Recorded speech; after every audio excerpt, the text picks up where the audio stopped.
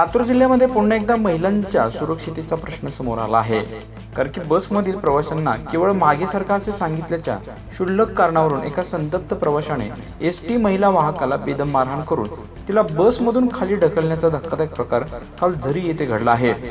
या प्रकारामुळे निलंगा आगारातील एसटी कर्मचाऱ्यांमध्ये तीव्र संतापाची लाट उसळली असून महिला कर्मचाऱ्यांच्या सुरक्षिततेचा प्रश्न पुन्हा एकदा समोर आला आहे।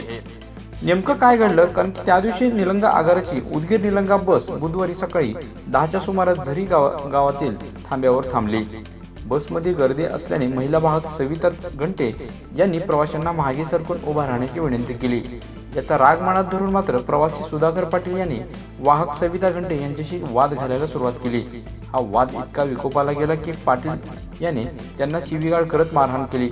इतकंच नव्हे तर त्यांनी क्रूरतेचा कळस गाठत त्यांना चालत्या बसमधून खाली ढकलण्याचा प्रयत्न केला। या घटनेमुळे बसमधील इतर प्रवासी आणि चालकही हादरून गेले होते।